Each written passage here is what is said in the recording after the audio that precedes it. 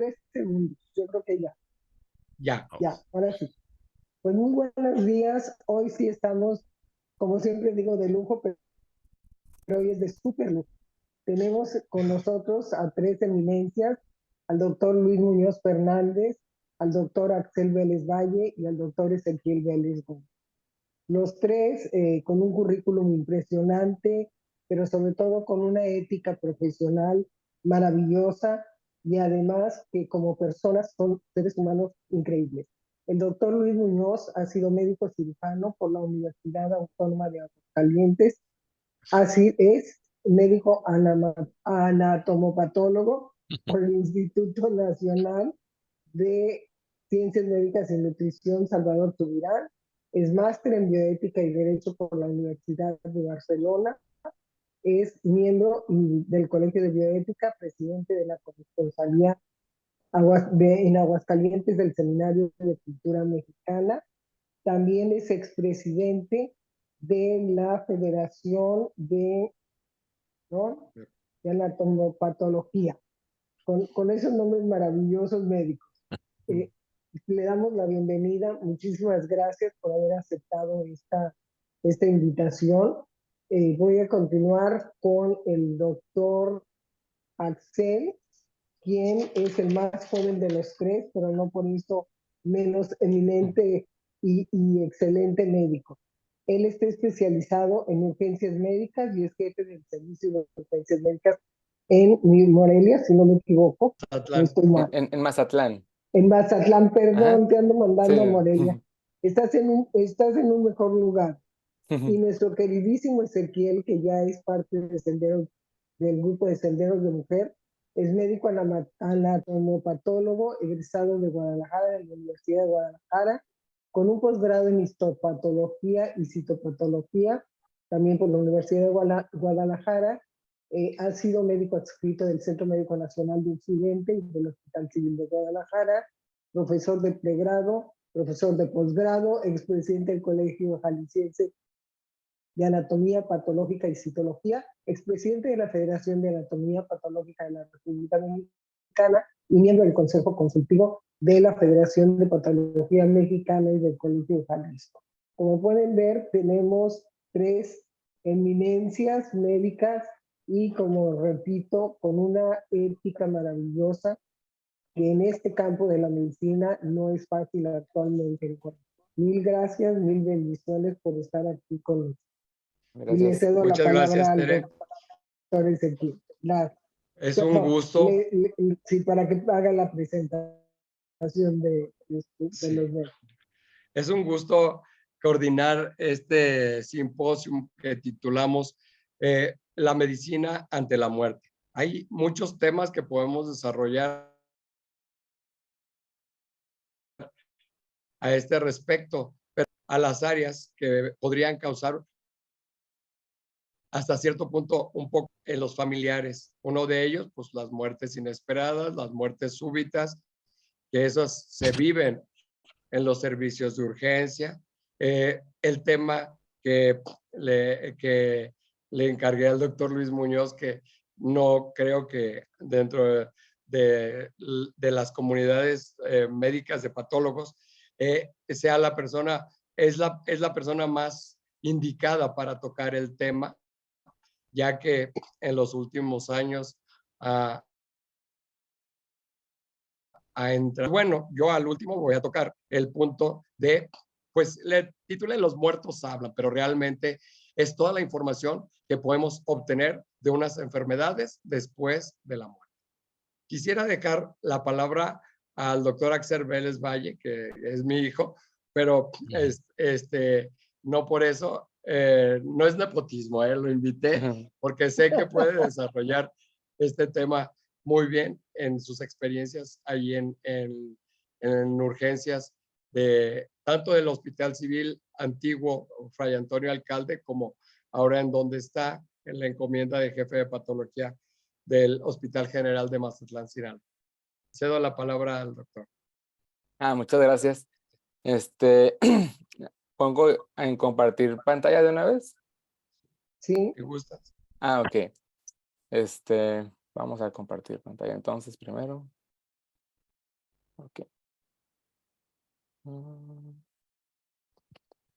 Ok, ahí se ve.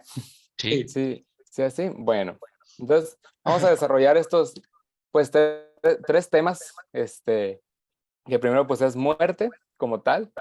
Y la muerte súbita o muerte inesperada. También vamos a diferenciar esos dos términos. Y pues también el síndrome de Lázaro, que es un tema un poco, pues, es interesante cómo funciona o las teorías que hay al respecto. Entonces vamos a iniciar primero con el tema de la muerte y pues número uno, pues, ¿qué es la muerte, no? O sea, ¿qué, ¿qué es esto? Pues bueno, es una pérdida irreversible de las características que son necesarias para la existencia de una persona. Esta es una definición, pues, de la Academy of Medical Royal College, que bueno, ese es de Reino Unido, pero digamos que es la definición, pues, más universal. Ellos mismos ponen un anexo a la definición que dice lo siguiente, que es una pérdida irreversible de la capacidad de estar consciente, combinado con la pérdida irreversible de la capacidad de respirar. Y yo aquí solo acentuaría que dan énfasis en irreversible, o sea, que es una pérdida irreversible. Y ahora sí que, como dice el dicho, que para todo hay solución menos para la muerte, pues es, yo creo que basado en esto, que es irreversible. Y la otra, pues por el tema también que conlleva lo de la muerte encefálica, que a lo mejor puedes tener al paciente pues con soporte mecánico, sin embargo ya tiene una pérdida irreversible, por ejemplo el estado de consciente, y que tampoco puede respirar por sí solo, sino con el aparato y es irreversible. Ok. Entonces, para la muerte, pues se sugieren algunos métodos diagnósticos o procedimientos para diagnosticarla. Y pues, número uno, una manera de diagnosticar a alguien que ya falleció, pues son con hablando del tema de que llegan urgencias, pues si ya tienen livideces cadavéricas, que pues son como acúmulo de sangre que se hace en la parte posterior o en la gravedad, ¿no? Generalmente aparece en la espalda, está boca arriba. Y la rigidez mortis, que prácticamente pues ya tiene rigidez de las extremidades, de la mandíbula, ya están pues rígidos. Prácticamente con esto ya daríamos pues diríamos que ya está muerto el paciente. Ahora, ¿cómo recomiendan que se haga el diagnóstico de la muerte? Pues son estos tres puntos. Por ejemplo, un paciente que ya está en apnea, que ya no respira, no está consciente y tampoco tiene circulación, o sea, no tiene pulso. Generalmente con esto daríamos como el diagnóstico clínico de la muerte. Sin embargo, se recomienda, por ejemplo, en el siguiente punto, que es la ausencia de ruidos cardíacos y de pulso, pero se recomienda que sea durante 5 minutos de estarlo observando. Y esto, ahora que me eché más clavado con la información del síndrome de Lázaro, pues también tiene que ver con este síndrome de Lázaro, que el paciente tiene una autorresucitación. Entonces, 5 minutos, digamos, deberíamos de estar observando al paciente que no tenga nada de esto, ¿no? Ni ruidos cardíacos, ni pulso. Y también le podríamos agregar esto, que después de dar RCP, reanimación cardiopulmonar, que el paciente ya no tenga reflejo corneal, ni reflejos pupilares, pues podríamos también decir que el paciente ya ha fallecido. Y esta es misma recomendación de la Academia de Colegios Médicos Reales de allá de Reino Unido. Entonces, bueno, englobando los métodos diagnósticos, pues es la ausencia de ruidos cardíacos, la ausencia de pulso central, que sería el carotidio, la ausencia de respuesta pupilar a la luz, ¿no? Que tenemos las pupilas prácticamente ya dilatadas, o el reflejo corneal, que es prácticamente la sensibilidad de la córnea. El paciente debería de tener una reacción de cerrar el ojo, y pues en un paciente pues que ha fallecido o que tenga una pérdida irreversible, pues no tendría estos signos. Ok.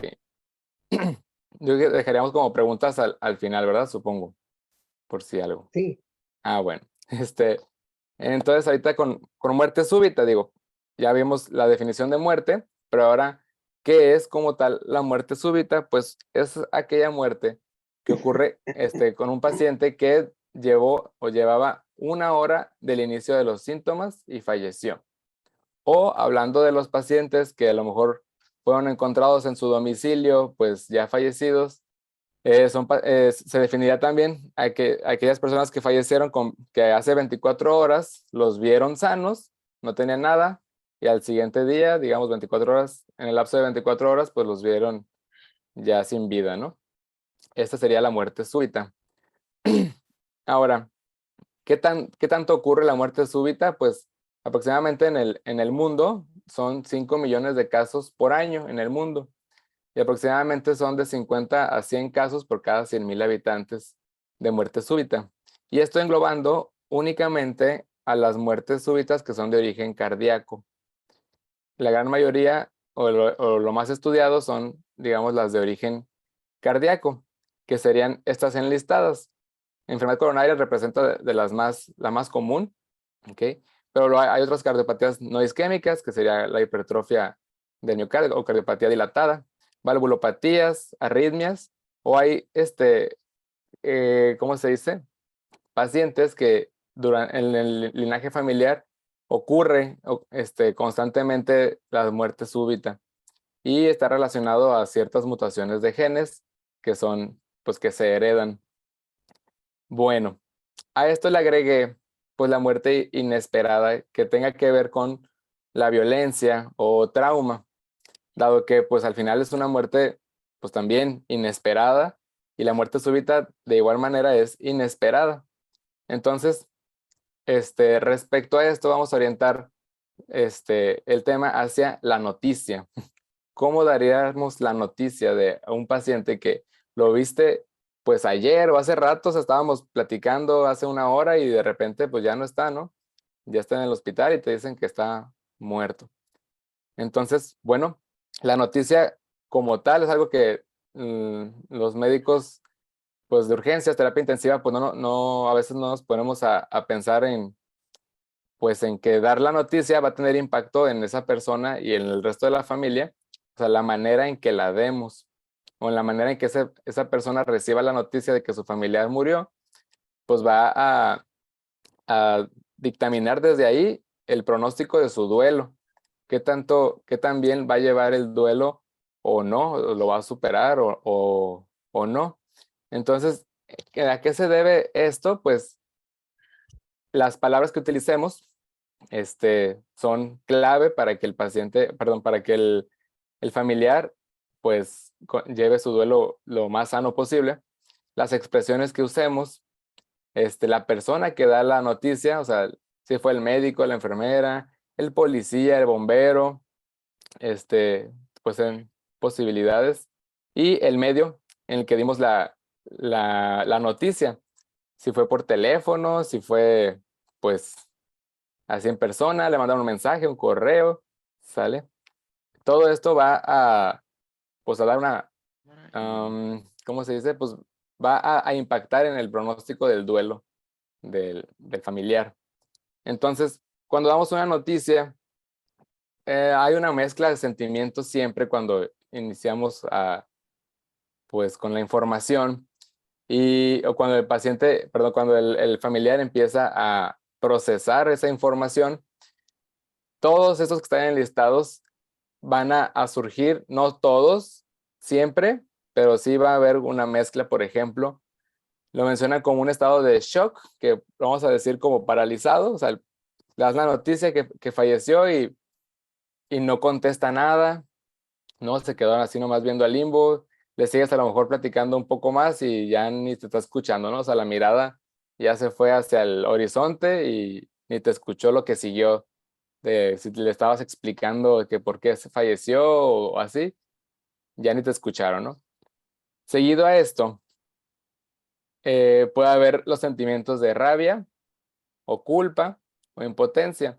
Y ahí es cuando, pues, el médico, la persona que está dando la información, tenemos que estar preparados para identificar lo que está sintiendo el familiar y, y saberlo sobrellevar. Por ejemplo, lo más, digamos, peligroso para uno, pues sería el paciente, el familiar que está con el sentimiento de rabia, que a veces, pues lo primero que ven es a uno que está ahí con ellos y pues lo clásico es que fue tu culpa y es que ustedes y bla, bla, bla. Y eso no lo tenemos que tomar, por ejemplo, a pecho, ¿no? O sea, no me está diciendo directamente a mí esto, sino él está teniendo ese sentimiento porque le acabo de dar esta información y, pues bueno, con una posición preocupada, pero tranquilo, ahorita vamos a ver un poco más al respecto, pues los familiares automáticamente van como bajando ese sentimiento de rabia y a veces después de la rabia viene el sentimiento de culpa y eso se ve mucho en las palabras que utilizan generalmente de que primero le echan la culpa, no sé, a nosotros, a los médicos, pero luego viene como no, es que él no se cuidó y es que él ya sabía que tenía esto y nunca se tomó su medicina y empiezan como a dar así, culpas en el momento. Luego hay otros sentimientos que pues es el de alivio y esto a lo mejor no viene tanto en los pacientes, en los familiares de pacientes con muerte súbita, generalmente ocurre cuando es un paciente ya crónico y que finalmente falleció, pues el sentimiento de alivio sí es notable en los familiares. Pero por ejemplo, de los más comunes cuando das una noticia de alguien con una muerte súbita o inesperada, pues serían estos: el shock, la rabia, la negación, la confusión. Son como los que más podríamos esperar de los familiares.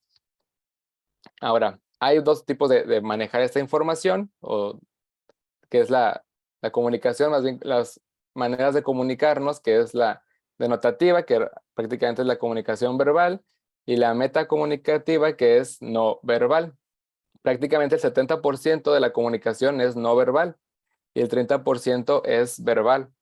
Entonces, de la comunicación verbal, pues lo ideal siempre es dar una información clara, sencilla y directa, sin, sin llegar a lo grosero, porque a veces hay gente que quiere ser muy directa, pero termina siendo hasta grosero, ¿no? No sé, frases de que usted es familiar de fulanito, así, pues se llamaba, así como. Y sí, hay gente que de repente dan las noticias así, y pues no es lo correcto, ¿ah? O sea, claro, sencillo y directo, pero sin llegar a ese directo grosero, ¿no? Lo más respetuoso posible. De manera que si das mucho rodeo, también el familiar se pierde y al final ya tampoco te entienden. Y cuando uno da mucho rodeo, pues hasta te preguntan bueno, ¿se murió o no se murió? Así, ¿no? Porque ya al final ni entienden qué ocurrió, ¿no? Que sea un mensaje corto ayuda a integrar el mensaje, ¿sí? Sin tanto rodeo. Tampoco se trata de menciar, porque a veces queremos explicar todo tan con manzanitas que terminamos casi menciando al familiar, ¿no? Bueno, también la otra respecto a los sentimientos, que serían estos de acá, viene darle la oportunidad al familiar a que se explaye o que te haga preguntas o mostrarse uno abierto a lo que necesiten. Y siempre cuando terminamos de dar una noticia, siempre damos una pauta, o lo ideal es dar una pausa, perdón, para que él te diga lo que quiera. Prácticamente, si se siente enojado, si si quiere echar la culpa a alguien, que se exprese, y eso va a beneficiar a futuro en el duelo de los familiares. Entonces damos la noticia y lo ideal es hasta mantenerse callado. Si el familiar empezó a llorar, déjalo en silencio, que llore, estás ahí acompañado y viene entonces la comunicación no verbal, que al momento de tú dar la información, pues deberíamos demostrarnos pues preocupados, la expresión, o sea, ni de risa, ni, ¿cómo se dice? Ni sarcásticos, ni simplemente algo neutro, preocupado. Si el familiar empieza a llorar, sí podríamos también tener un contacto físico, nomás la pura manita, ¿no? Nomás la mano en el hombro. A veces eso da la sensación como de, pues de cierto alivio al familiar, y sí es posible. Lo ideal también, por ejemplo, es estar de lado con el familiar, no dar la información de frente, aunque también está bien hacerla de frente, pero es mejor estar de lado al familiar.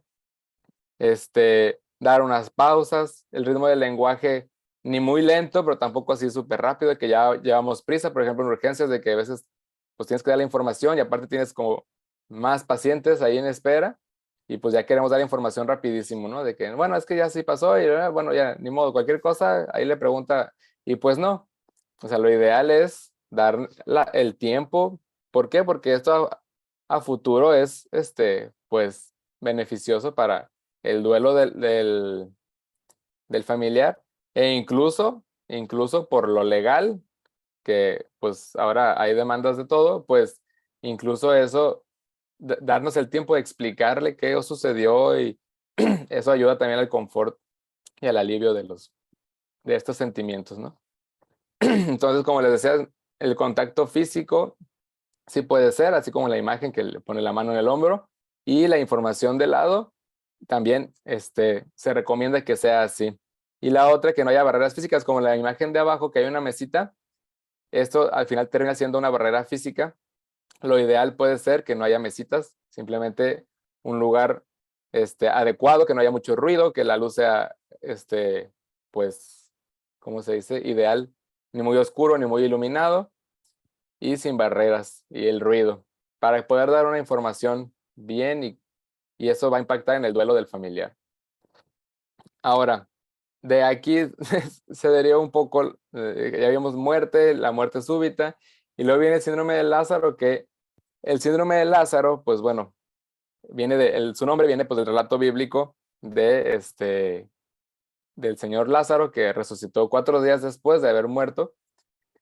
De ahí viene el síndrome de Lázaro, y al final es una autorresucitación. Se nos acomoda aquí, pero la definición de un síndrome de Lázaro es la autorresucitación del paciente. Y generalmente la autorresucitación del paciente viene después de haber hecho esfuerzos para resucitar al paciente. Lo que ocurre es que dejas de dar reanimación, digamos que en ese momento declaras al paciente como ya fallecido, y posteriormente, minutos, se ha reportado hasta más de horas, pues el paciente vuelve a tener pulso, vuelve a tener respiración por sí sola, espontánea. Y bueno, de las revisiones recientes, tenemos este niño que fue un reporte de caso, que este niño se atragantó en el carro, iba en el carro y se atragantó, tuvo paro cardiorrespiratorio, llegó al hospital y en el hospital presentó actividad eléctrica sin pulso. Recibió reanimación, posteriormente tuvo asistolia, continuó con la reanimación, fueron en total 10 ciclos y suspendieron, después de 10 ciclos, suspendieron la reanimación, y 6 minutos después de que ya lo habían declarado como muerto, el paciente vuelve a tener retorno a la circulación. Y esto, pues, como tal, pues sería un fenómeno de Lázaro, o el síndrome de Lázaro. Este paciente en particular sí sobrevivió a más de un año, hasta su registro, llevaba más de un año, pero tenía lesión neuronal severa. O sea, tampoco es como que revivan o se autorresuciten y ya sean completamente funcionales. Pues no, por ejemplo, él sí tuvo lesión neuronal. Entonces, bueno, como por definición, pues el retorno a la circulación espontánea, pues autorresucitación, o sea, él solo, pero generalmente es después de dar maniobras. Ahora, lo interesante de esto es que realmente es más común de lo que creemos. Mencionaba una estadística de que aproximadamente a todos los urgenciólogos e intensivistas les va a pasar del 37 al 50% de ellos al menos una vez en toda su vida profesional. Entonces realmente a mí se me hace mucho a nivel mundial, pues es muchos casos. Y lo otro es lo siguiente, que no se reporta por miedo a repercusiones legales, que eso Yo creo que también es importante. Y ahorita viendo todas estas estadísticas, pues realmente el síndrome de Lázaro, personalmente en mi práctica, pues me han tocado 2 con esa definición. Por ejemplo, en esta otra revisión, ellos englobaron en total 53 casos, de los cuales tuvieron síndrome de Lázaro. Y estos pacientes, por ejemplo, cabe señalar que 70% estaban ya en asistolia cuando decidieron suspender las maniobras. El otro 30%, digamos que a lo mejor tenían otro ritmo que no está registrado. Entonces, bueno, tenemos estos 47%, por ejemplo, regresaron a la circulación espontánea 5 minutos después de haber suspendido las maniobras. Y hubo un 22% que retornaron hasta de 5 a 10 minutos. Y bueno, lo otro que, como les decía, no se registra mucho, y el resto en ese estudio, el resto no tuvieron ese registro. Ahora, no sé, interesante es que, por ejemplo, de estos pacientes que tuvieron este fenómeno de Lázaro, 35% sí se pudieron ir de alta del hospital, y 82% de estos que estudiaron tenían buen estado neurológico. Cuando los sobrevivientes a un paro cardiorrespiratorio que nosotros damos de reanimación, realmente la sobrevida después del alta hospitalaria es del 8%, y de ese 8%, solo el 1% tenían una calidad de vida, digamos, normal. El resto tenían secuelas neurológicas. Entonces, bueno, en esta revisión, pues ellos hacen esta observación en la que 35% de los que tuvieron fenómeno de Lázaro, pues sobrevivieron hasta el alta hospitalaria. Entonces, de estos se engloban pues unas posibles causas. La teoría más aceptada es que cuando estamos dando compresiones y damos la ventilación, se aumenta la presión intratorácica, que esto a grandes rasgos pues limita el retorno venoso al corazón. Cuando dejamos de dar las maniobras, digamos que se va disminuyendo esa presión intratorácica, y dice la teoría que eso va a favorecer el retorno venoso, y pues que eso propicia a que haya un retorno a la circulación espontánea de manera automática. Sin embargo, bueno, es una teoría simplemente, y al estar poco registrado, pues tampoco hay mucha información sobre por qué. Y ya a manera de conclusión, pues la muerte, digamos, vamos a hacer énfasis en que es una condición irreversible. El manejo de la información de una muerte inesperada pues debe enfocarse a los familiares para su duelo. Del enfermo de Lázaro pues no sabemos exactamente por qué ocurre, y es más frecuente de lo que se reporta. Y pues la otra, pues hay que concientizar también a que el cuerpo humano es diferente en cada individuo, y no existen reglas exactas sobre pues por qué unos revivieron y otros no, por qué él sí se murió y de manera súbita y otro no. Pues cada humano es diferente, somos individuales, y pues hay que hacer conciencia también al respecto. Muy bien. Pues muchísimas gracias, Axel. Excelente presentación. Ezequiel, te cedo la palabra. Sí, muchísimas gracias, Axel, por aparte aquí compartirnos también tus experiencias en urgencias, y pues desafortunadamente a los urgenciólogos y a los intensivistas es a los que más les toca dar este tipo de noticias y enfrentarse hasta a este tipo de casos. Continuando con el simposio, vamos a tener la participación del doctor Luis Muñoz Fernández, que ya lo presentó Tere al inicio, gran amigo y excelente patólogo, excelente persona, y ahora sí que con el rigor científico, ahora participando en el Colegio de Bioética. Cedo la palabra a Luis.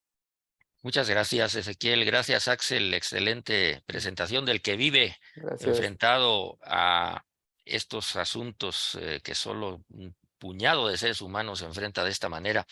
Pues como dice Ezequiel, e igual que Ezequiel, soy médico patólogo, pero no voy a hablar de esa faceta de mi profesión, sino de otra que pues tiene que ver mucho con el tema que es el enfoque que da la bioética a la muerte. Voy a empezar por decir que la bioética es una disciplina, digamos, relativamente reciente. De forma oficial nació aproximadamente en la década de los 70 del siglo pasado, o sea, no hace tanto.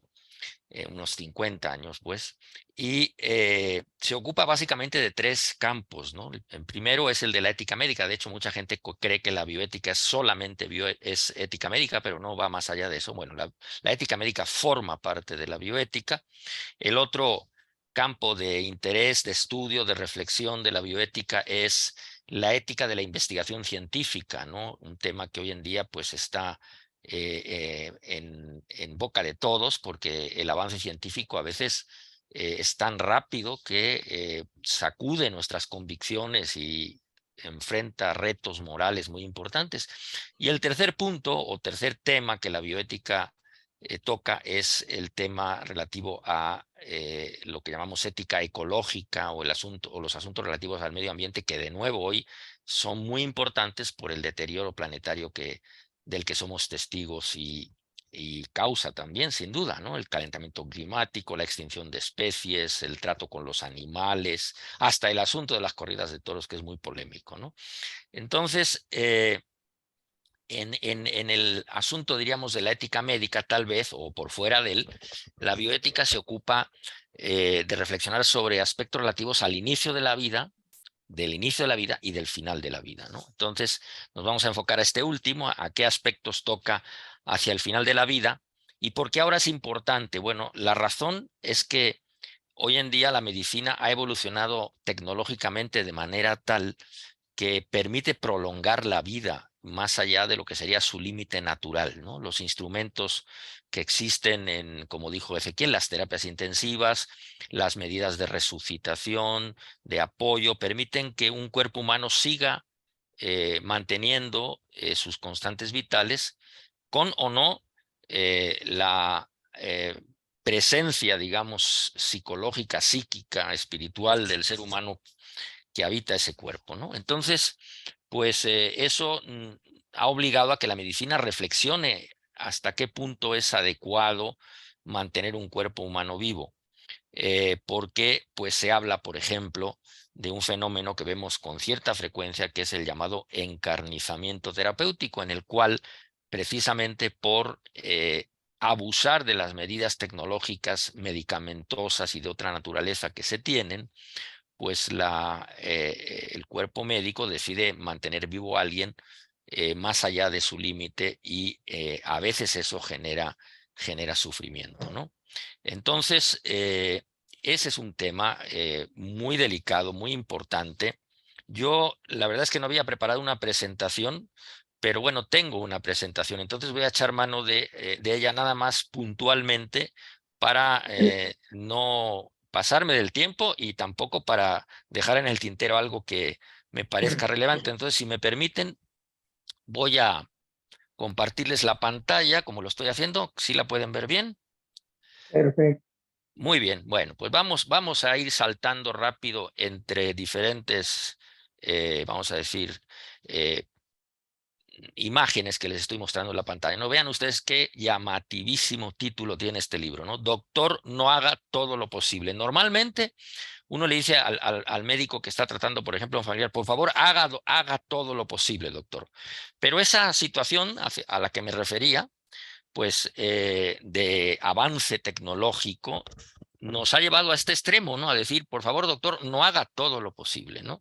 Y el subtítulo del libro es De la limitación a la prudencia terapéutica, ¿no? Y fíjense qué importante término, aquí las palabras importan mucho, en bioética las palabras a veces despiertan pasiones, ¿no?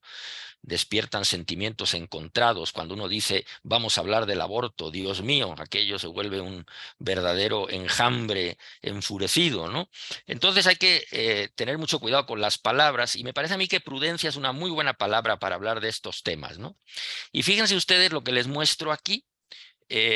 Parecerían verdades de perogrullo que todos conocemos, pero conviene tenerlas en mente porque esta institución dedicada a la bioética en Norteamérica, que se llama el Centro Hastings, emite reportes o documentos de opinión que son muy valiosos para entender estas cosas, ¿no? Y hay uno de final de la década de los 90 que se llama los fines o los objetivos de la medicina. ¿Cuáles son los objetivos de la medicina? Por eso decía, me parecen a veces que son verdades de perogrullo, pero fíjense ustedes que entre los fines de la medicina que aquí se enuncian, se enumeran, el último está también incluido evitar una muerte prematura y procurar una muerte tranquila. No pensaría uno que el médico tendría esa obligación, ese deber, ese fin, y sin embargo es evidente que sí, ¿no? Y vemos a veces en muchas situaciones como el médico incluso se desentiende del paciente moribundo, ¿no? No quiere saber nada porque culturalmente concebimos la muerte como un fracaso de la medicina, ¿no? Lo cual evidentemente es un concepto erróneo. Por eso es importante que incorporemos a la educación de los nuevos estudiantes de medicina, de los futuros médicos, pues este tipo de temas para que comprendan que también es su deber procurar una muerte tranquila. Ahora habrá que ver hasta dónde llega ese principio, evidentemente, ¿no? Y fíjense ustedes en este otro libro de un médico de terapia intensiva que dice, si bien morir es inevitable, morir mal no debería serlo, ¿no? Entonces, ¿qué obligación tenemos los médicos en este sentido? Pues en el de ayudar a que la persona, si así va a ocurrir, y nosotros tenemos elementos de juicio suficientes para poder más o menos predecir que así va a ser, aunque no tengamos un conocimiento totalmente certero al respecto, nuestra obligación, decía, es pues procurar que el paciente muera lo mejor posible, ¿no? Que no sufra en ese proceso y que sobre todo no sufra por nuestra causa, ¿no?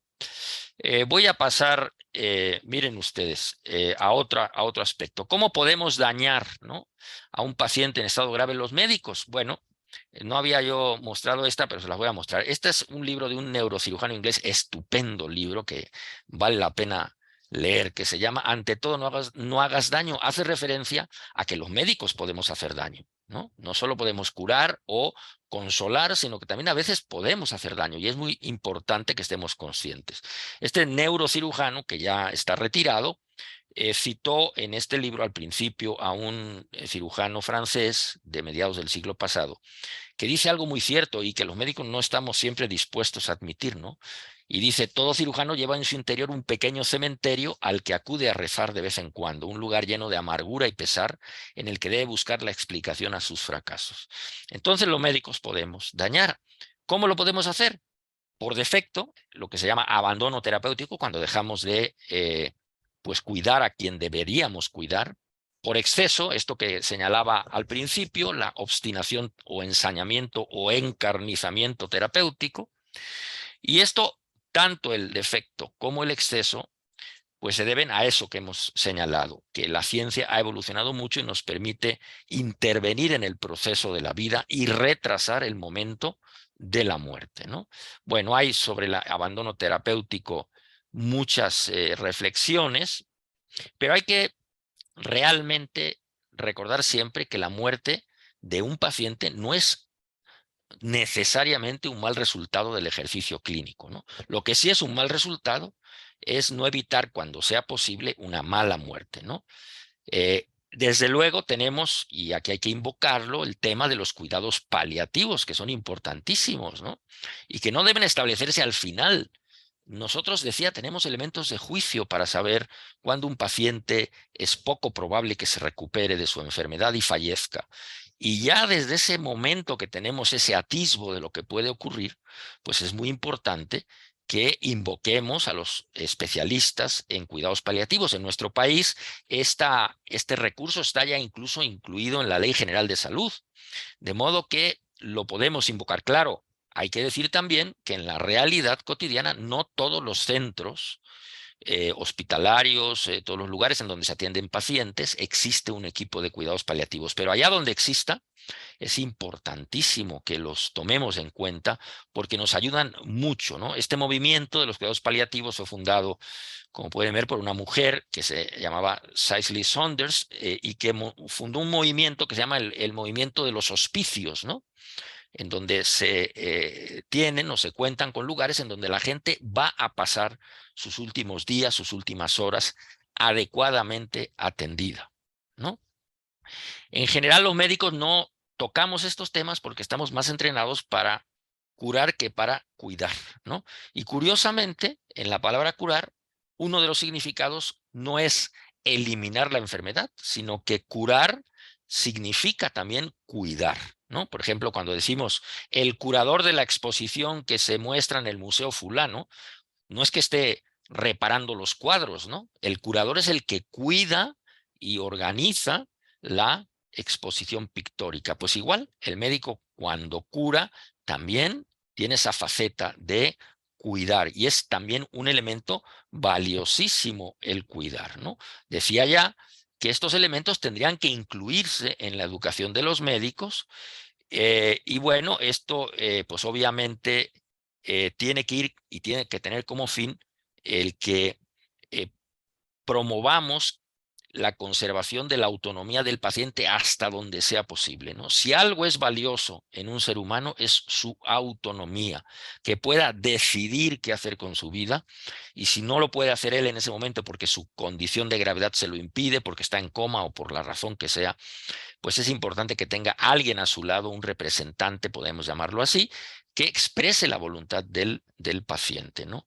De ahí viene uno de los puntos que Ezequiel me comentaba que yo tratase un poquito aquí, y es el tema de la famosa voluntad anticipada o testamento vital. Este documento, que bien puede ser uno hecho ante notario con anticipación o uno facilitado por la institución de salud, que se llama formato, para autorizar qué tipo de tratamiento deseo para cuando yo ya no pueda decidir por mí mismo lo que quiero que me hagan, pues es un documento válido, está aprobado en varios estados de la República, desde luego en la Ciudad de México. Estaba revisando ayer la página al respecto del gobierno federal y no vi el estado de Jalisco incluido ahí. No sé si ya lo aprobó o no el estado de Jalisco. Aparentemente no, todavía no es legal, pero en Aguascalientes, donde yo vivo, sí es legal y uno puede desde ahora, no cuando esté enfermo, sino desde ahora decir, bueno, yo cuando eventualmente caiga enfermo en una terapia intensiva, a lo mejor, pues no quiero que me intuben, no quiero que me mantengan vivo a ultranza, no quiero que me hagan una maniobra de reanimación cardiopulmonar. En fin, eso depende de la voluntad de la persona. De ahí, pues, el asunto de la autonomía, ¿no? Poder decidir. Y eso mismo se puede hacer, si no lo ha hecho uno antes, ya estando enfermo, apelando a ese documento o formato que deben tener todas las unidades de salud para estos casos, ¿no? Entonces, es muy importante que lo expresemos, ¿no? En aquellos lugares en donde podemos hacerlo, claro. Decía, hay algunos estados de la República donde todavía no lo han, digamos, legalizado, ¿no? Entonces, ¿qué miedo se enfrenta el paciente? Bueno, pues que está ya muriendo, el moribundo, ¿no? Lo que llamamos el enfermo terminal, pues todos estos que ven aquí, ¿no? El miedo a lo desconocido, a estar solo, la angustia misma que le provoca su condición, a que pierda su cuerpo, ¿no? El cuerpo, nosotros hablamos de habitar un cuerpo, pero nosotros somos el cuerpo, ¿no? Entonces, perder el cuerpo es perder, pues a lo mejor nuestra esencia, ¿no? Perder el autocontrol, esta pérdida de la autonomía, en fin, el dolor, ese es un motivo importantísimo de preocupación, en fin. Entonces, por esa razón es que es muy importante que nosotros podamos con anticipación tomar esa decisión y expresar en un documento que tiene validez legal esa voluntad anticipada para decirle y guiar también a los especialistas que nos atienden qué deben hacer en ciertas situaciones, digamos, críticas, ¿no? En fin, obviamente eso implica que médicos y pacientes se conozcan mutuamente muy bien. Esto es cada vez más difícil, ¿eh? Porque desafortunadamente vivimos en una sociedad de mucha prisa, de mucha velocidad, de mucho interés práctico, y no conocemos a veces los médicos pues a los pacientes, ¿no? Y no olvidar pues esta frase que todos conocemos: el médico, la medicina puede curar a veces, puede aliviar a menudo, pero debe consolar siempre, ¿no? Y vuelvo a insistir, pensar en la muerte, decimos en México, la muerte no la tomamos en broma. Yo creo que esa es una percepción un poco superficial, ahora que hemos pasado por la semana del Día de los Muertos, de los fieles difuntos y de los muertos, de todos los santos y de los fieles difuntos. solemos, creo yo, tratar esto de manera un poco superficial, ¿no? Se ha ido agregando al paso del tiempo una serie de, pues, digamos, festejos, prácticas, desfiles incluso que nacieron con una película James Bond. Es increíble, ya nos apropiamos de la película y ahora resulta que es una tradición milenaria, ¿no? En lo absoluto, ¿no? Eso fue una invención de Hollywood. Pero bueno, así somos hoy en la cultura. Y de modo que la muerte sigue siendo algo que atemoriza a todos, ¿no? Y debemos pensar en ella, porque si algo tenemos seguro, y esa es también una verdad de perogrullo, es que nos vamos a morir. Entonces, fíjense ustedes cómo este pensador francés del siglo XVI, muy famoso porque fue el que inventó el género literario de los ensayos, esta forma de reflexionar, Michel de Montaigne, decía que pensar en la muerte es pensar en la libertad. Quien ha aprendido a morir ha olvidado la servidumbre. Saber morir nos libra de toda sujeción y obligación. Y filosofar, que parece algo nada más para académicos eminentes, y no, filosofar es un ejercicio cotidiano, ¿no? Tenemos que arrancarle a la academia, a la filosofía, para llevarla a la calle, ¿no? Eso es muy importante. Filosofar, decía Montaigne, es aprender a morir. Y es así, ¿no? Y bueno, voy a tocar un punto por último, muy controvertido. ¿Tengo todavía algunos minutos, Ezequiel? Sí. Correcto. Entonces, porque luego yo me embalo y acelero y se me olvidan los tiempos, pero no quiero incurrir en esa falta de educación, ¿eh? Y Bueno, nosotros encantados. muchas gracias, Tere. Bueno, entonces el asunto de la eutanasia, ¿no? Es importante también porque el término viene rodeado de una serie de palabras que nos ha confundido mucho y creo que se puede expresar de una manera pues simplificada, ¿no? Se ha hablado de eutanasia activa, eutanasia pasiva y esto nos confunde, ¿no? Además, el término eutanasia viene rodeado de un halo digamos, siniestro, ¿no? Porque nos acordamos precisamente de la Alemania nazi, en donde existía un programa de eutanasia para llevar a cabo esta idea de la depuración racial, ¿no? Entonces, recordamos a médicos como Joseph Mengele, por ejemplo, que experimentaba cruelmente con los prisioneros en los campos de concentración, que el hombre que murió plácidamente de un infarto en una playa en Brasil, ¿verdad? Qué increíble, después de haber cometido tantas atrocidades, ¿no? Así es la vida y la muerte. Y bueno, pues la eutanasia a partir de ahí cobró un significado negativo, pero es muy importante que la despojemos de ese significado negativo, porque si ustedes se fijan en su origen etimológico, significa tener una buena muerte. Eutanasia es tener una buena muerte. Y ya decíamos que nuestra obligación como médicos es procurar una muerte tranquila, ¿no? Es decir, una buena muerte, ¿no? Que el paciente se despida de este mundo sin los agobios, digamos, evitables que le podemos ahorrar si sabemos hacerlo. Entonces, miren ustedes, es mejor hablar en estos términos que les voy a mostrar. Primero, suicidio asistido o suicidio médicamente asistido. ¿Qué significa esto? Pues significa que un paciente que desea terminar con su vida, pues le pide ayuda a un médico, pero no para que el médico haga directamente el procedimiento, sino para que lo instruya y le proporcione los medios mediante los cuales él después se quitará la vida. Por eso se habla de suicidio asistido. Alguien le ayuda al suicida a quitarse la vida. Por cierto, suicidio también tiene una connotación muy negativa.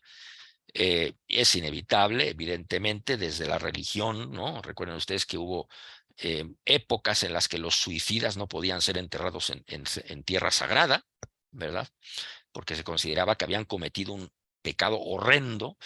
Hoy en día la iglesia afortunadamente pues ya ha aflojado un poco y ya no hace esto, ¿no? Pero tiene pues esa connotación negativa de alguien que busca, como luego dicen los medios de comunicación, la puerta fácil o la puerta falsa.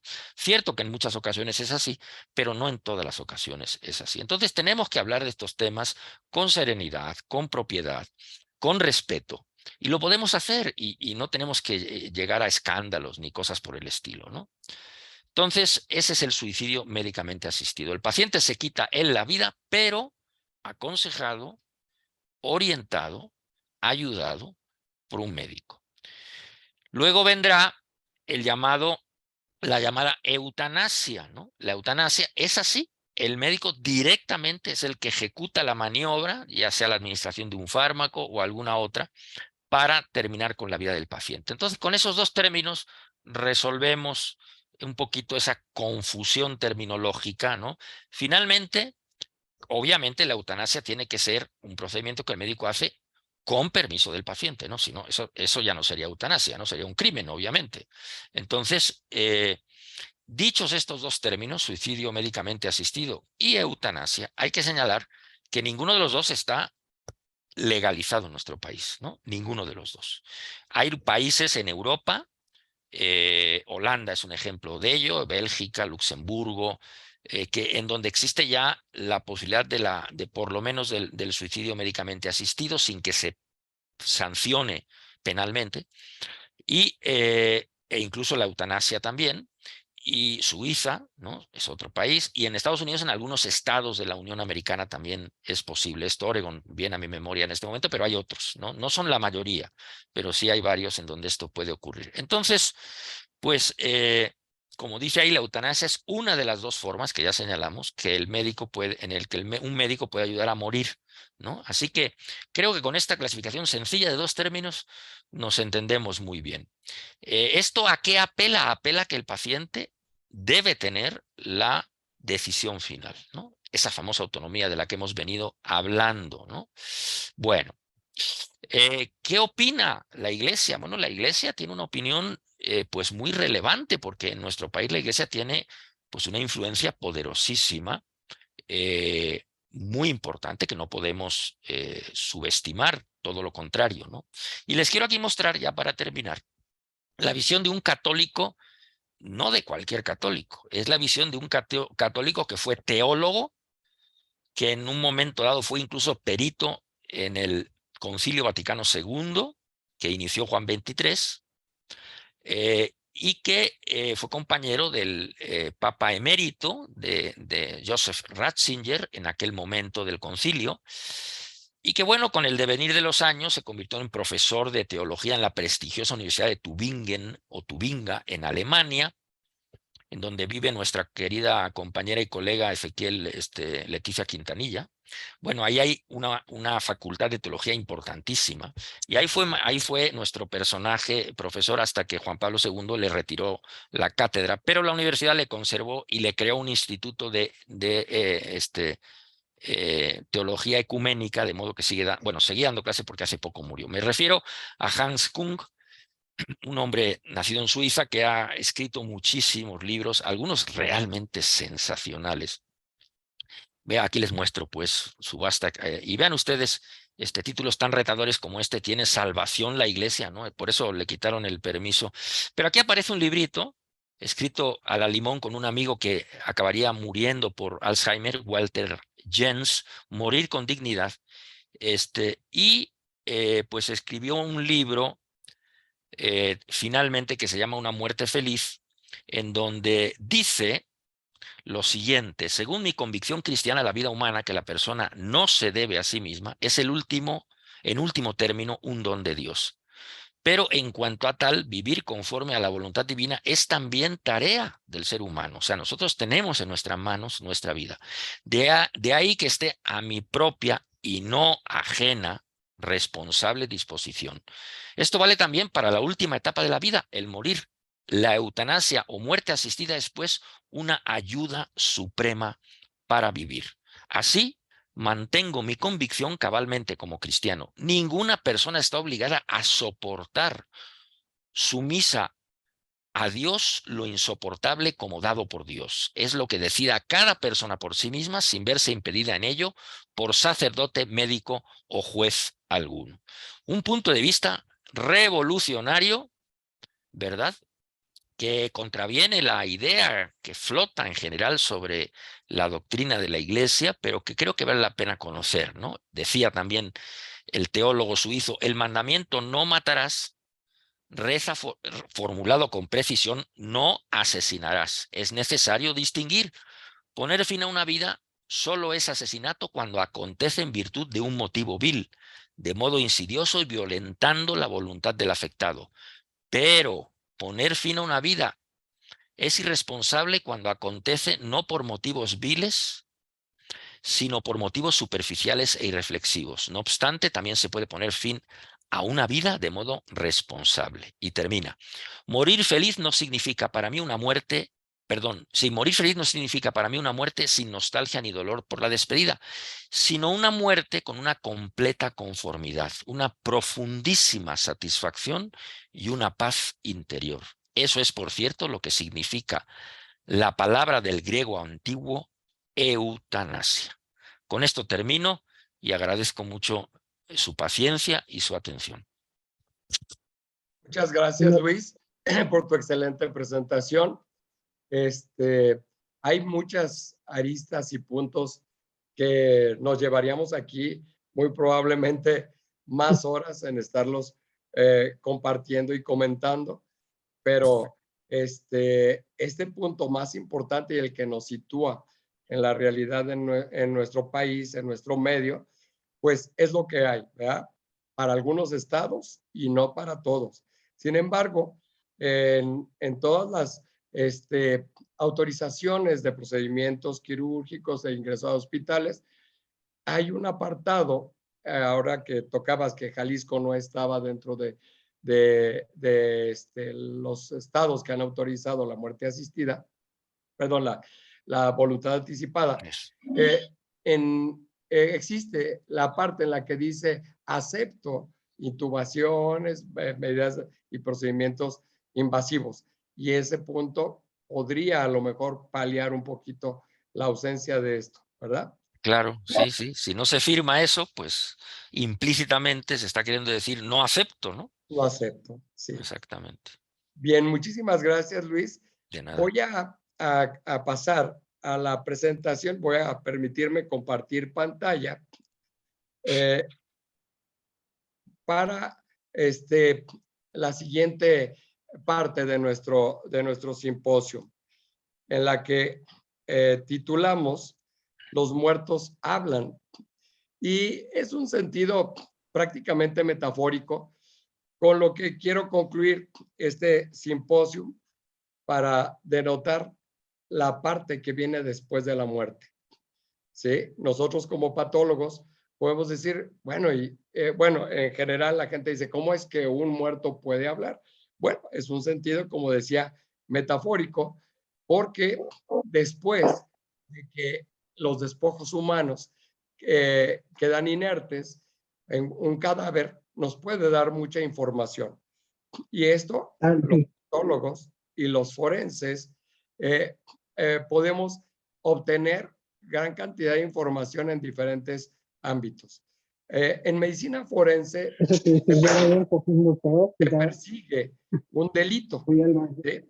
En el que parte de dar información desde la escena del crimen, el levantamiento del cadáver, que puede dar muchísima información para lo que viene después, investigar cómo sucedió algún homicidio.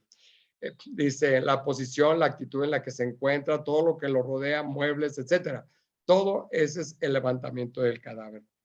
Podemos determinar por rasgos de tipo morfológico el tiempo en que ocurrió el fallecimiento. Observamos lesiones externas e internas que posteriormente nos pueden llevar a conclusiones para que histopatología y desde el punto de vista laboratorial se pueda determinar la causa de muerte. Ese es uno de los propósitos más importantes en la medicina forense, determinar causa de muerte y todo lo que lo llevó para perseguir un delito. Ahora, en las muertes que ocurren en nuestros hospitales y que son las que estamos preparados, Luis, yo, en general, los patólogos, son muertes clínicas o muertes que ocurrieron en un hospital con un manejo médico y que nosotros obtenemos un expediente. El cuadro clínico termina y se concluye con la muerte clínica. Una vez diagnosticada la muerte clínica, ya no hay nada que hacer. Pues para salvar la vida, no, ¿sí? Pero para obtener más información, sí. El punto al que quiero llevarlos, ¿sí? En la anatomía patológica hay mucho por hacer después de la muerte. la necropsia.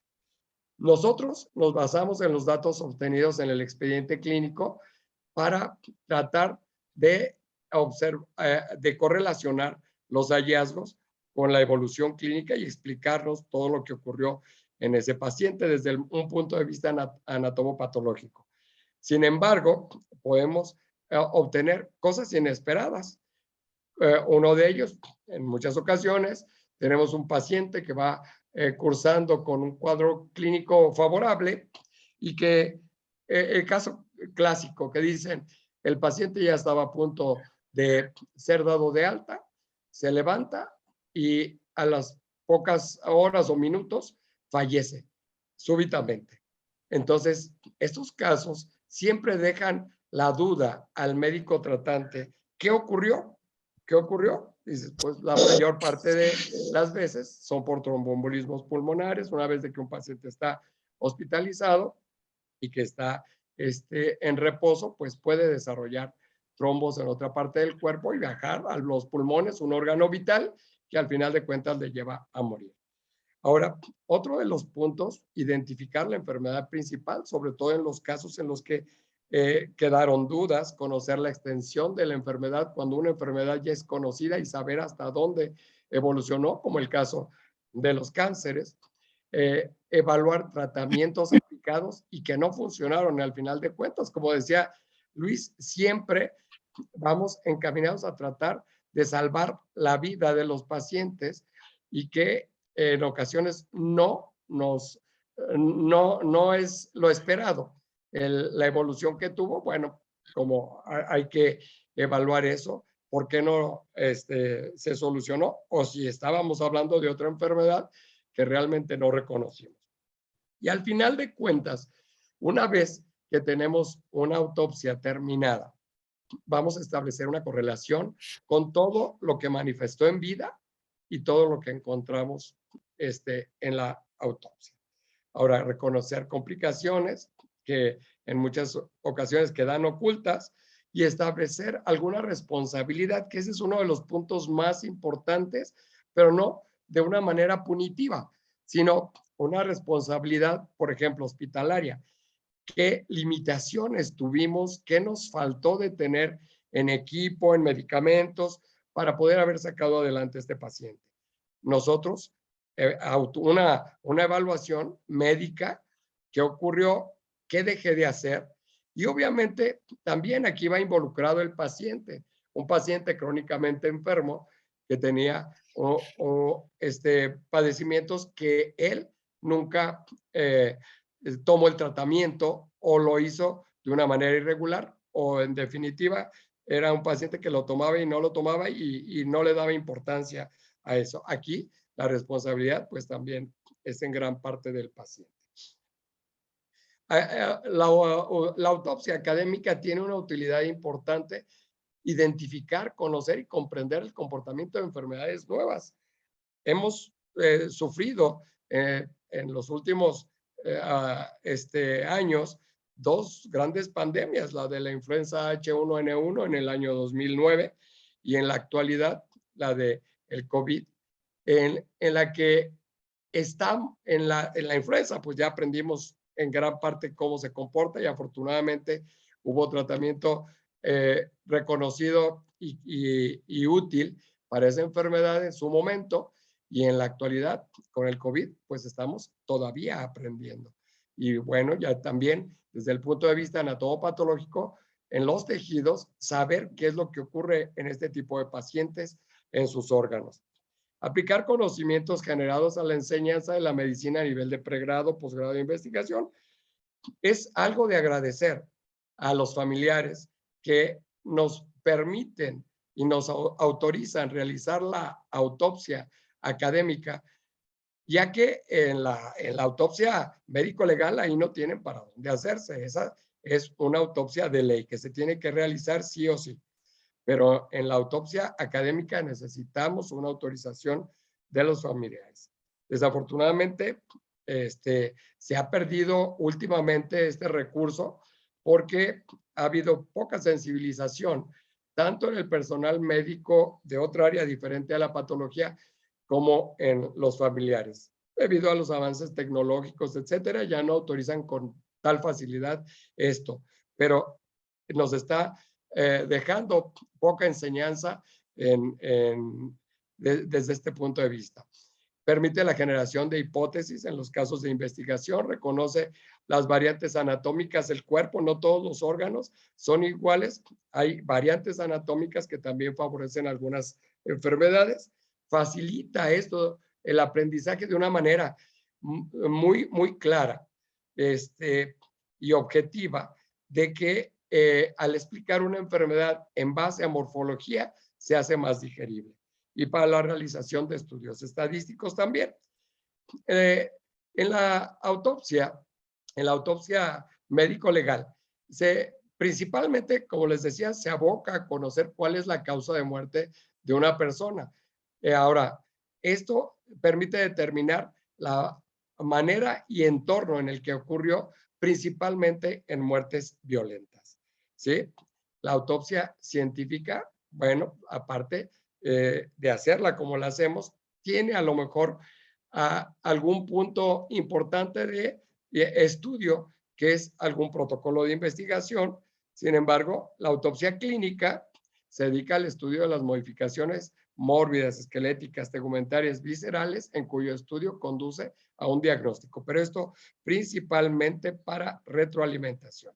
Y como les decía, la médico forense, que es por orden judicial, esta se tiene que realizar para determinar algún delito que perseguir. ¿Sí?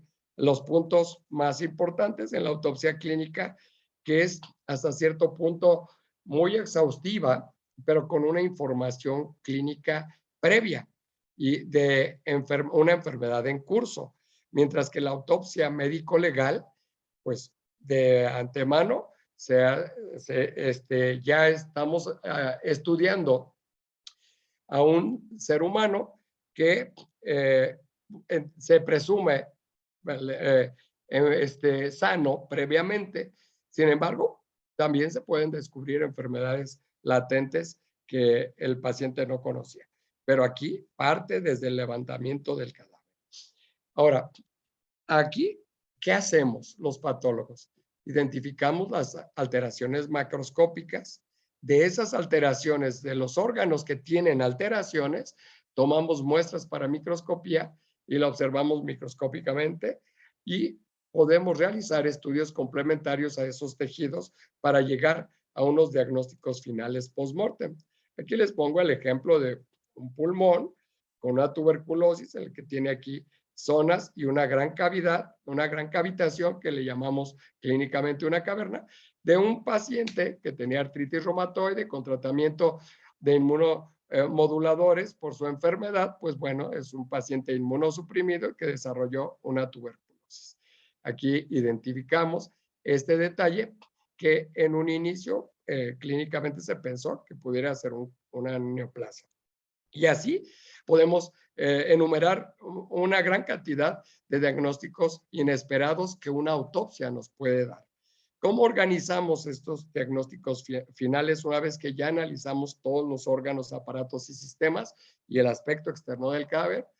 Pues bueno, lo colocamos como una enfermedad principal en la cual a partir de ella nos explica tanto la causa de muerte como todas las alteraciones que encontráramos. Sin embargo, haciendo esta cascada de ordenamiento de los diagnósticos finales de una autopsia, también podemos encontrar alteraciones que no tuvieron nada que ver con la muerte de ese paciente.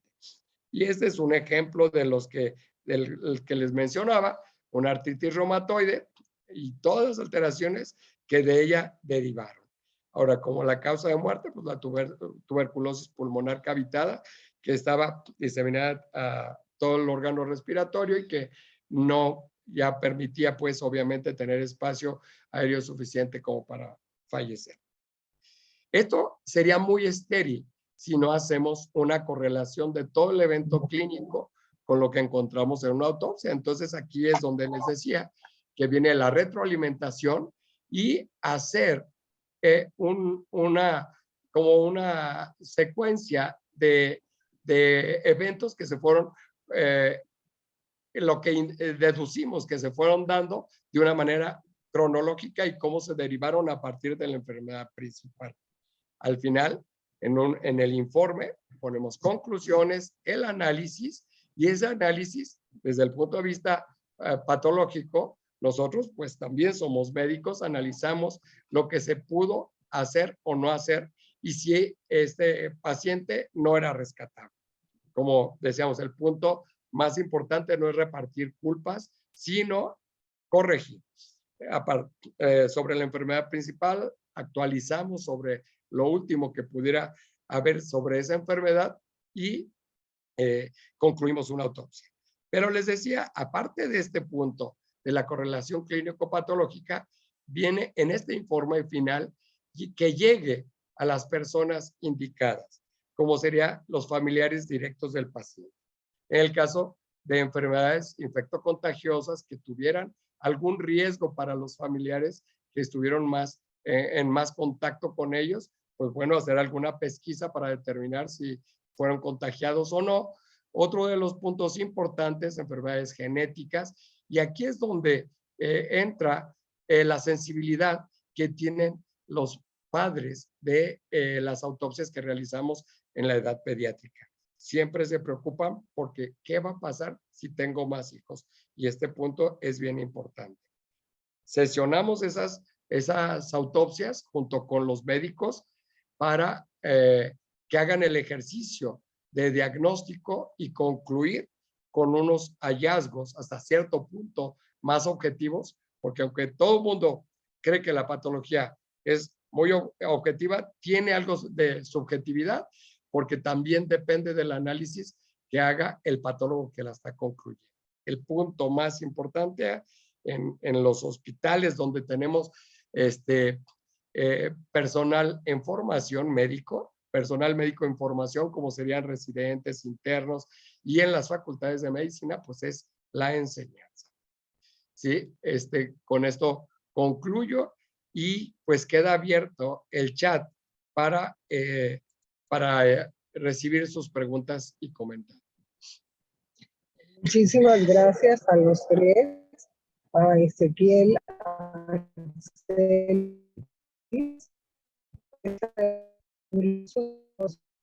que realmente ha sido un lujo y ojalá y tengamos, bueno, creo que vamos a tener muchas preguntas y muchos comentarios.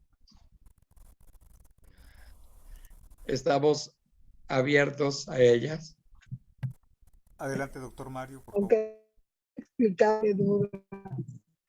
¿Qué tal? Muy buenos días, buen domingo para todos. Muy buen día y buen domingo para todos y una felicitación extensa a mis colegas médicos que expusieron el día de hoy. Evidentemente aquí estamos observando una brecha generacional amplia entre los dos expositores y el joven médico que nos presentó. Yo quisiera hacer una reflexión como médico y también he estado enfrente de la muerte y hablar de ella en un concepto muy amplio es pues prácticamente interminable. He estado enfrente de la muerte como médico y he estado enfrente de la muerte como paciente. Así es que conozco los dos lados. Yo creo que evidentemente, o más bien corroboro lo que usted dijo, doctor Vélez, senior, en que los muertos hablan. Y le voy a explicar. Cuando yo inicié mi carrera de medicina, por allá de los años 70, teníamos la gran fortuna que hoy día, desgraciadamente, ya no tienen los nuevos jóvenes, de hacer disecciones en cadáveres. Hoy día muchas de las escuelas manejan modelos que pues, se acercan mucho a la realidad, pero no es la realidad. Entonces, desde aquel entonces en que yo me enfrenté al primer cadáver, pues vino un impacto como muchos estudiantes de medicina, teniendo 17 años, pues ya se imaginarán ustedes. No me quedó otra más que ser solemne con mi cadáver, hablar con él, pedirle permiso y la autorización y además hacerle un gran agradecimiento por todo lo que me fuera a enseñar, con el mayor respeto del mundo. Bendito Dios, pude asimilar todo lo que en aquel entonces necesitaba yo aprender. Así es que sí, efectivamente, los muertos hablan. Esos cadáveres que me enseñaron me llevaron a fincar muy buenos sustentos en mi carrera. Por otro lado, yo creo que, y me voy a poner en un momento, en una situación hipotética, ¿qué sucedería si nosotros tenemos que darle la noticia de la muerte de nuestro propio hijo a nuestra esposa? Yo creo que ahí cambia totalmente la situación. Y yo creo que eso es lo que debemos de hacer los médicos cuando nosotros nos enfrentamos a un familiar de alguien que falleció. Es como si nosotros fuéramos a darle esa noticia. Y ahí no hay pierde. Lo que ha sucedido, lamentablemente, es que se ha perdido ese humanismo. Es eso que nos inyectaban a nuestras generaciones de psicología médica, de ética médica, de filosofía médica, nuestros grandes maestros, y nos los inyectaban. Y yo creo que había menos frialdad en ese enfrentamiento desastroso, porque darle una noticia a un familiar puede terminar incluso en una tragedia. Ha habido médicos que al dar una noticia así han muerto. Por otro lado, yo quisiera también ampliar esta reflexión en el sentido de ese suicidio autorizado al cual se refería muy bien el doctor Muñoz y que se lleva en algunos lugares, como él ya mencionó, Suiza, Holanda, en fin. Pero quisiera utilizar el mismo símil. ¿Qué tal si se tratara de nuestro hijo? ¿Qué tal? Hago una analogía quizá un poco burda, pero ¿qué tal si nuestro hijo tuviera alguna situación irreparable, en fin, y nos dijera, papá, consígueme morfina o consígueme LSD? O sea, ¿nosotros mismos drogaríamos a nuestro hijo? ¿Nosotros mismos ayudaríamos a nuestro hijo a morir si nos los pidiera? Yo creo que eso es una pregunta muy difícil de responder. Yo en particular no lo haría. Yo creo que los preceptos, si bien el doctor Muñoz se encargó de decirnos algo muy valioso, el concepto de un religioso, pero yo creo que los preceptos, bíblicos, o más bien los 10 mandamientos, son suficientes, son muy claros, son sencillos. No matarás. O sea, nosotros como médicos no podemos contribuir definitivamente a ayudarle a alguien más que se mate. No podemos. Es como si alguien dijera, ya no puedo soportar esto y ayúdame a empujarme de un puente. No puede ser. El médico debe de luchar hasta las últimas consecuencias para preservar la vida. Hay ocasiones en que no, pero hay una gran diferencia.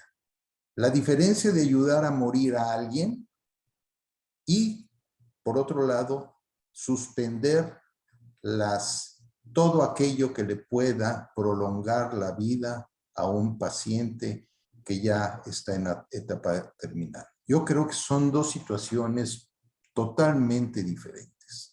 Y desde luego tocar estos temas siempre, como usted bien lo dijo, doctor Vélez, tiene muchas aristas, pero yo creo que tenemos que también hacer un análisis moral, porque lamentablemente estamos muy mal en muchas condiciones morales en el mundo, no nada más en este tema, en el mundo. Y yo creo que tenemos que regresar verdaderamente a nuestra esencia moral para poder saber qué es lo bueno o qué es lo malo. Mire, mi padre fue un agente muy importante dentro de la otorrinolaringología. Quizá bueno, fue un icono de la otorrinolaringología y en sus presentaciones decía algo que nunca olvidaré. Lo que hoy es verdad, mañana puede ser mentira y después ser verdad. Nosotros no sabemos si al ayudar, al asistir, quitarse la vida a alguien que a lo mejor ya no tiene remedio, no sabemos si ese periodo es un periodo que la vida, Dios, el cosmos, como quieran llamarle, es un periodo de preparación para que cuando llegue el momento de ya dejar de existir, se dé. Y a lo mejor le estamos quitando ese periodo de preparación. Nadie lo sabe, pero tampoco es imposible que pueda existir eso. Es como si a un corredor que se está preparando ya para una carrera final, finalmente en el último momento lo sacamos de la competencia. Así es que yo creo que sí es muy importante la reflexión respecto si los médicos debemos de participar en esa situación. En lo particular, yo pensaría en mi hijo o pensaría en mi esposa y creo que las cosas serían diferentes. Muchas gracias.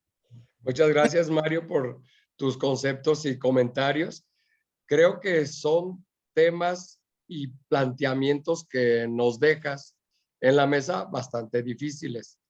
En mi opinión personal, creo que yo no sería la persona indicada para hacerlo si es que fuera mi hijo o mi padre el ayudarlo a esa situación. Tendría que ser un médico que esté preparado para esa situación, como podría llegar en su momento ser parte de la medicina paliativa. No, pero perdón, Sí. no, es que no, a lo mejor no fui claro en el concepto. Cualquier médico debería de pensar si en realidad lo haría a su hijo o a su padre o a su esposa. No. Desde el punto de vista ético. No es yo no lo voy a hacer que lo haga mi compañero, no es eso. Cada médico que reflexionara realmente si eso, cualquier cosa, incluso el curar a alguien, o de hecho deberíamos de tratar a todos nuestros pacientes, en realidad yo procuro hacerlo eso, como si fueran nuestros hijos, nuestras hermanas, nuestras esposas o nuestros padres. Yo creo que cambiaría muchísimo la actividad médica. No sé, Luis, si quieras agregar algo al respecto. Tienes tu micrófono apagado. No. Ya, decía que, bueno, desde luego es un tema que genera mucha controversia. Yo entiendo muy bien la postura del doctor Mario. Sin embargo, no la comparto. Yo creo que si fuera mi esposa o mi hijo que estuviera sufriendo terriblemente y supiera que no hay salida y pudiera hacerlo, porque hoy en día aquí esto no se puede hacer, pues a lo mejor sí les ayudaría a dar ese paso. No puede parecer algo que contraviene la esencia, como decía el doctor Mario, pero yo creo que no. Yo creo que si ampliamos un poquito más esta serie de conceptos y despojamos a la muerte de su absoluto significado negativo, desde luego, cada caso es distinto y se tiene que actuar con mucho cuidado y ahí se tienen que tener todos los elementos que hoy la ciencia nos proporciona para saber mejor, para predecir mejor. Desde luego hay siempre puntos ciegos, como él decía, a veces no se puede saber. Pero creo que es decir, no se daría en todas las ocasiones una negativa tajante, ¿no? Yo creo que hay casos y casos. Es como cuando a uno le dicen, ¿está usted a favor del aborto? Bueno, o de la eutanasia, pues es que no se puede hablar en términos generales, se tiene que analizar caso por caso, ¿no? Y hay casos en donde realmente el que el médico haga hasta lo último posible por mantener la vida es hacer daño. Eso es una realidad, o sea, eso no se puede ocultar, ¿no? Es decir, es verdad que tenemos que hacer lo posible por conservar la vida, pero hay momentos en los que la vida ya no puede ni debe conservarse de esa manera, ¿no? Porque ya no se vuelve vida humana, ya no es en realidad un ser humano vivo, autónomo. En fin, es sin duda un tema controvertido. Yo insisto, respeto mucho la postura del doctor Mario, pero pues sí pienso un poquito diferente. Claro, yo no soy médico clínico, que esa es una cosa importante, ¿no? Yo soy médico patólogo, como Ezequiel. Pero bueno, yo creo que si uno analiza la información que se tiene, si uno analiza estos pensamientos que mostré y algunos otros, no se trata de sí o no, se trata, por ejemplo, en el ámbito legislativo de regular, ¿no? Adecuadamente este tipo de temas. Insisto, en México esto, creo yo, todavía estamos muy lejos de planteárnoslo como una situación de discusión, porque pues no se han dado las circunstancias. Pero bueno, en efecto, el mundo evoluciona y yo creo que hacemos bien en hablar de estos temas y de someterlos al debate, porque pues tienen mucha importancia, ¿no? Tienen mucha importancia y sobre todo ahora, en esta época en la que la medicina tiene sus alcances poderosísimos, ¿no? Para mantener a una persona viva, ¿no? Yo creo que depende del caso. Y yo creo que el que a uno lo ponga a reflexionar si es el hijo, yo no quisiera ver sufrir a mi hijo innecesariamente, ¿no? Aunque yo no sepa si es su último sufrimiento o el penúltimo, pero yo no quisiera. A mí me parece que es un acto incluso moralmente valiosísimo el que él cese su sufrimiento. Es un acto de caridad cristiana, a mi juicio, ¿no? Perdón que lo interrumpa, No, pero adelante, adelante. una cosa es, se puede mantener de alguna manera a un paciente, por decirlo, en un coma inducido, no está sufriendo, sabemos que no está sufriendo y sabemos que finalmente va a tener un final en cualquier momento. Digo, hay casos definitivamente que no van a tardar por una eternidad. Entonces, Claro. si mi hijo está sufriendo, por supuesto, lo meto a un coma inducido, deja de sufrir, pero no le quito la vida. Muy bien, bueno, es una postura. Yo creo que si el hijo está en condiciones de decidir, que ese es otro punto importante aquí, ¿no? Sería bueno escuchar qué quiere, ¿no? Ojalá se pudiera, muchas veces no se puede, ¿no? A lo mejor muchos de los pacientes que murieron no querían morir. A lo mejor, u otros que se le mantuvieron con vida sí querían haber muerto, ¿no? Ciertamente. Son las dos caras de la moneda. Es un tema controvertido. Yo creo que sí merece mucho la pena que lo ventilemos, que hablemos de ello, que reflexionemos. Yo sugeriría un programa especial y específico para este tema. No tardaría, porque además es una realidad. No terminaríamos. No terminaríamos. No le hace. No terminaríamos nunca, Tere, porque siempre... No le haces. Terminaríamos en eutanasia algunos y otros en suicidio. Pero dentro de es un tema muy interesante. Sí. Es un dentro tema de los puntos además, de vista. Sí, Tere. Eso quiere decir que además cada uno tenemos un punto de vista muy diferente, que además cuando estamos ya en la situación, y lo digo por experiencia personal, en ocasiones si dices, ¿sabes qué? Quítenle todos los aparatos.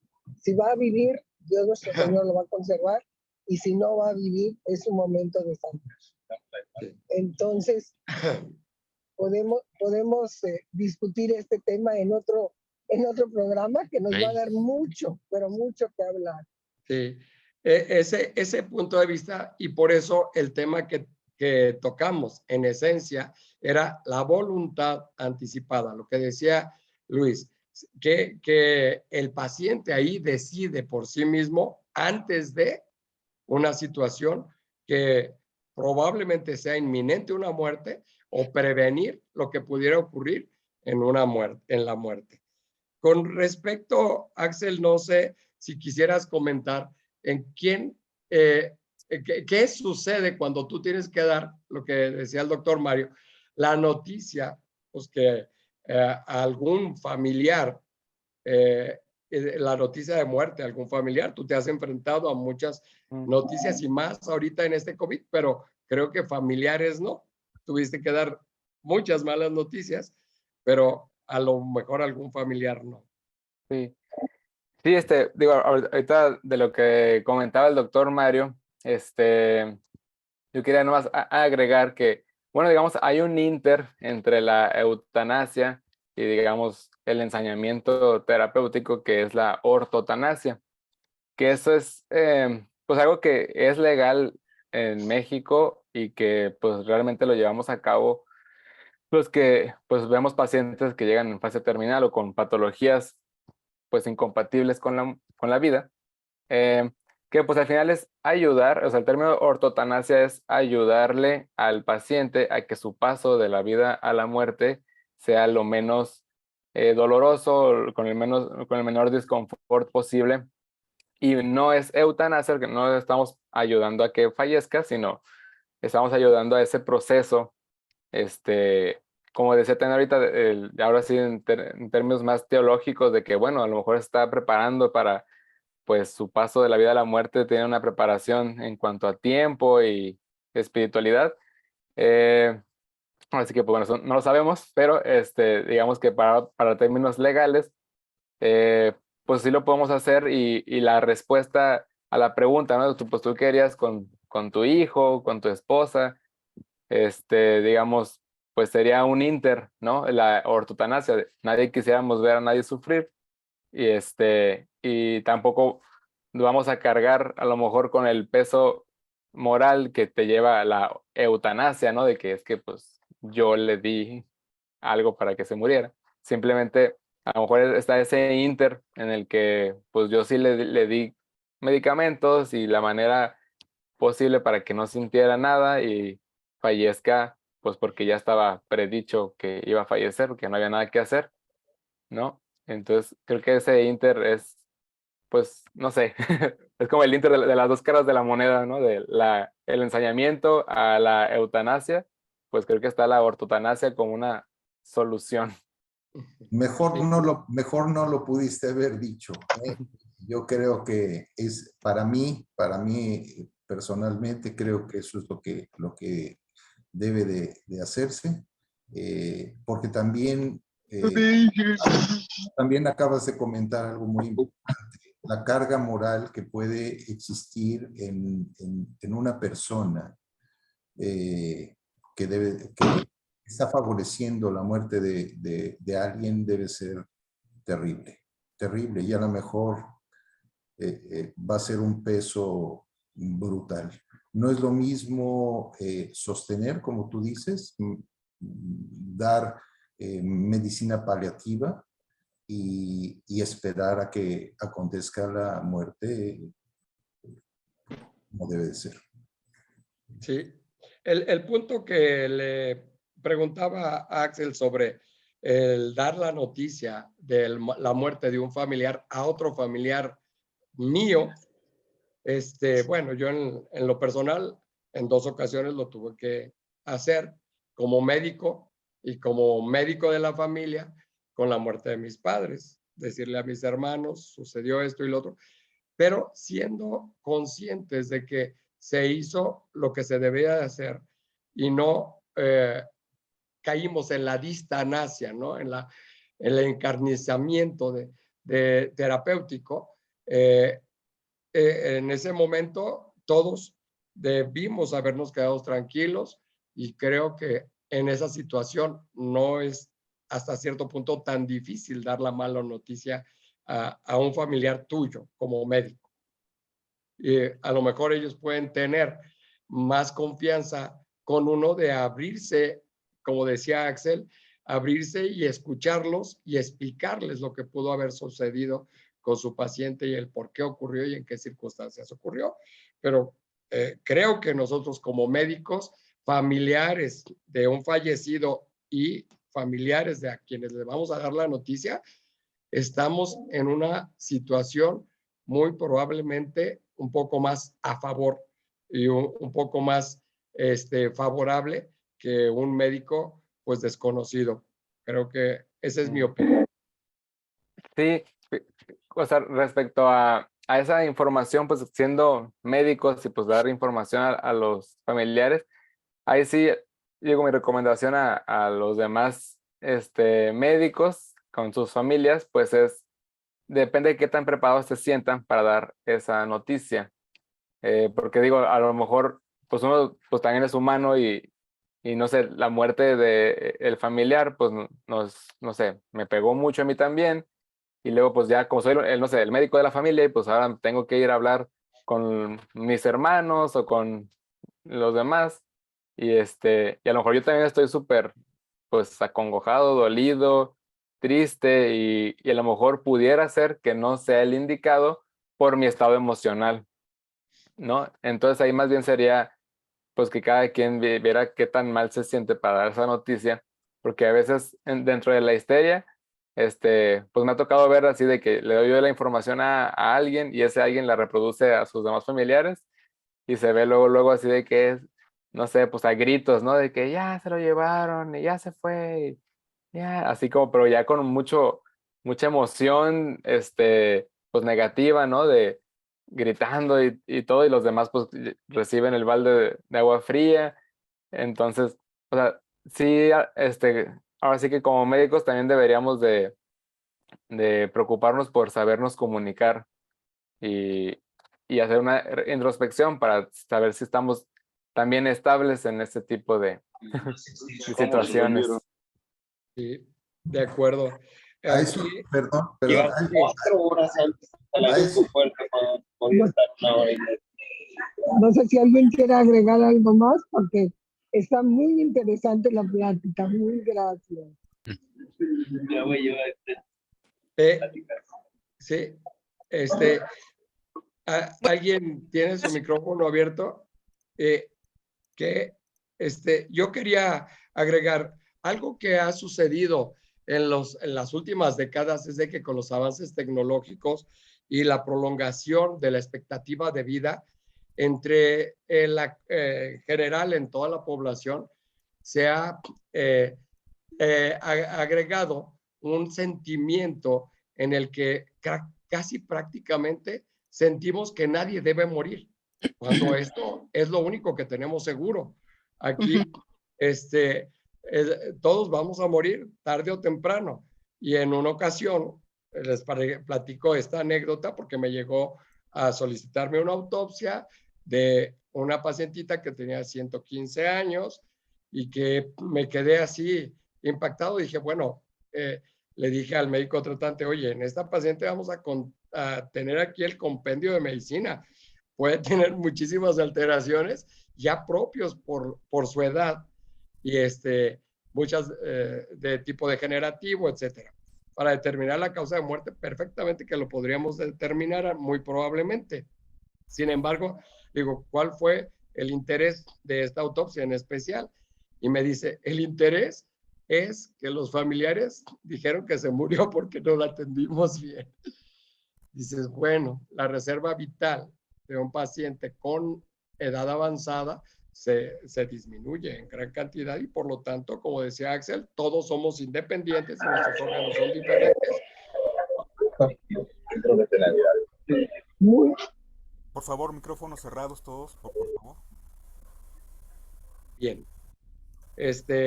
Hay muchos comentarios, no sé, Tere, en general, algunos de ellos son de felicitación y muchas gracias, Luis, muchas gracias, Axel, por su participación. El tema, pues va a ser el de la eutanasia y de la voluntad anticipada, que es un tema que obviamente era esperado, que causara algo de revuelo y que espero que les haya servido este simposio en el que pues, abordamos la muerte, pero desde el punto de vista médico. ¿Verdad? Muchas gracias a todos por su participación. Gracias, muchas gracias. Tere, ¿quisieras cerrar? Yo quisiera opinar algo rapidito. ¿Es Isabel? Sí, Ana Isabel. Ana Isabel. Mire, Sí. vamos a tocar estos temas. Familia Mi madre, mi hermana y mi abuela, pues, de cáncer. No sabía, o sea, estábamos conscientes que en cualquier momento, pero el de 2 de mis hermanos tuvieron, como decir, muerte súbita de infarto. Uno a los 33 años y el otro a los 52 años. Y esos fueron las que fueron bien sorprendentes y que decíamos, y acabo de hablar con él hace 10 minutos. ¿Cómo va a ser posible que 30 minutos después me avisen que falleció? Es cuando te queda uno, pero impresionado, ¿no? Es decir, lo deja uno en las manos de Dios porque realmente fueron infartos fulminantes, o sea, 33 años de edad, ingeniero, saludable y a lo mejor nunca se hizo ninguna revisión médica. Mi hermano, Pedro y Alfredo, pues en sus cheves, no se cuidaba lo que comía, duró hasta los 52 años y tuvo un infarto. Y mi sobrina, pues tenía leucemia y la llevamos a cenar y en la mañana amaneció muerta. Tenía 7 años. Pero fíjate que dentro de lo doloroso para la familia, creo que para aquella persona que muere con muerte súbita, probablemente sea una de las muertes más rápidas. No sé, gracias a Dios no me he muerto, y menos de eso, pero no creo que puede ser una de las muertes más, pues sin dolor, como decía el doctor Luis, que no tienes que pasar todo ese concepto. Y mis 2 hermanos, yo diría que tuvieron suerte, que murieron sin dolor. Mi madre, mi abuela y mi hermana a la edad de los 40 años sufrieron cáncer. Y como mi hermana vio morir a mi madre, yo también, mi hermana dijo, si a mí me da cáncer, a mí déjenme morir. Yo voy a saber lo que tengo que hacer y yo no quiero sufrir como vi sufrir a nuestra madre. Y así fue. Ahí está parte de lo que decía el doctor Luis.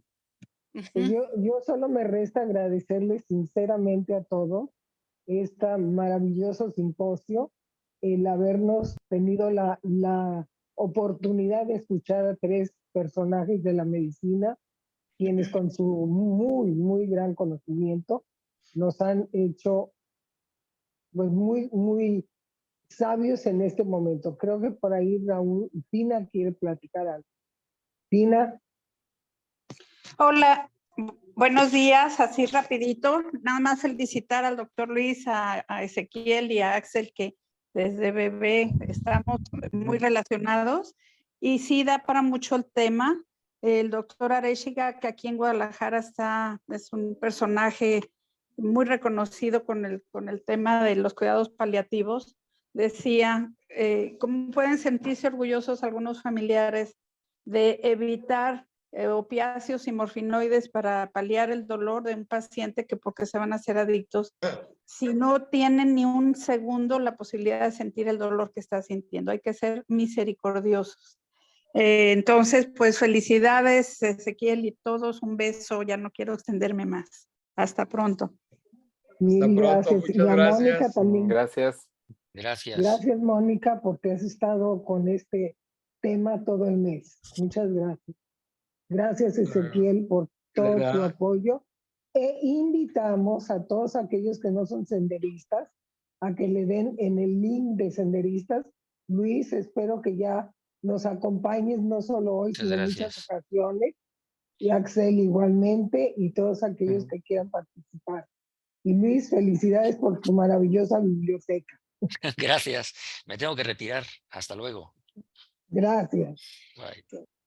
Hasta pronto. Hasta el pronto. martes Gracias. no se les olvide, por ahí les pasamos. Gracias.